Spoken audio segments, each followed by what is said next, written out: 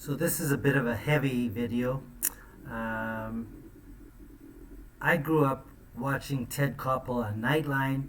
I thought he was a good journalist. I really learned a lot from his program, Nightline. Um, and I admire him as a journalist. But a few weeks ago, he did a story on Henry Kissinger that I thought was so abominable, so terrible, trying to give this man praise, that I was ashamed that I even watched it when it was over. I think it's disgusting, and he needs to be held accountable for what this puff piece he did on him.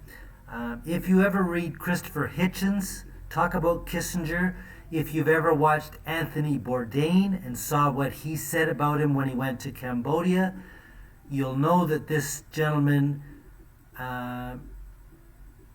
has blood on his hands. And finally, The Intercept, which I don't read a lot because if you know the history of them, but they did this piece on Kissinger, and I think everyone deserves to take a few minutes of their time and read at least some of what they have to say.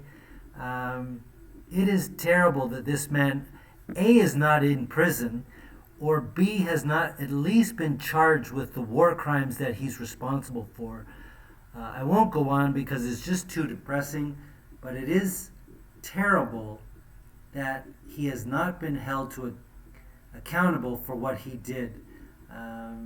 It is just shameful. And when you couple that with the way journalism is now, you almost cannot tell the truth about things, or you'll be at least having someone come after you. But I just wanted to bring this topic to everyone's attention. I don't think anyone has the time or the emotional energy to put up with these things nowadays, but we should at least try. At least I think we should.